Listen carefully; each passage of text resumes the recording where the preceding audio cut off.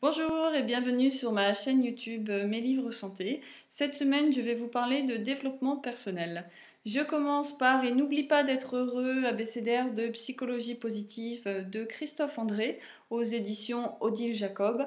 Alors j'attendais beaucoup de ce livre parce que je connaissais l'auteur pour Imparfait, libre et heureux et je dois dire que je n'ai pas été déçue du tout, j'ai adoré. Alors c'est vrai, ça se présente comme un abécédaire, mais pas du tout sous la forme universitaire. L'auteur va raconter à chaque fois une anecdote, souvent drôle et touchante, sur sa vie professionnelle, personnelle ou familiale, et nous distiller plein de petits éléments de psychologie positive.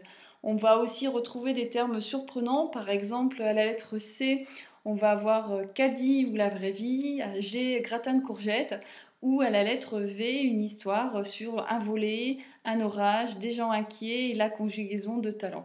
Donc à lire par tous, c'est super. Je poursuis avec Fuck Therapy, la boîte à outils pour une autopsie de Blandine Davo aux éditions de La Martinière. Là, je dois dire que j'étais attirée par le titre, un brin provocateur, mais c'est vraiment le sous-titre qui va donner la rythmique au livre. Ça fonctionne vraiment comme une boîte à outils où l'auteur qui thérapeute va essayer de décortiquer, de familiariser l'auteur avec les basiques, on va dire, de la psychologie. Elle en profite aussi, voilà, pour rappeler tout ce qui est estime de soi, le non-jugement, la non-culpabilité, que l'égoïsme aussi a ses vertus. Alors ce qui est intéressant dans ce livre, ce sont ces chapitres qui se lisent indépendamment les uns des autres, et aussi elle va présenter des études de cas qui vont étayer ses propos et où le lecteur peut se retrouver, puisque voilà, on a tous nos petits travers. C'est aussi, voilà, c'est un livre très intéressant. Et je finis avec Je Selfie, donc je suis Les Métamorphoses du moi à l'ère du virtuel de Elsa Godard aux éditions Albin Michel.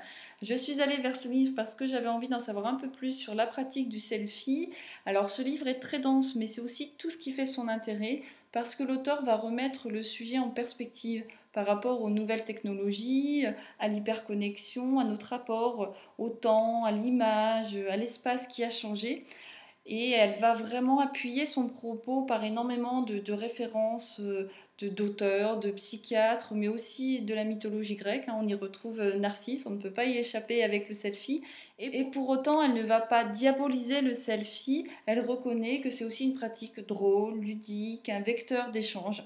Donc ce livre, voilà, il est à lire plutôt en plusieurs fois, mais tous ceux qui veulent creuser notre rapport à l'image à travers les smartphones, à travers tout ce qui est hyperconnexion et nouvelles technologies, trouveront vraiment un livre qui répond à leurs demandes.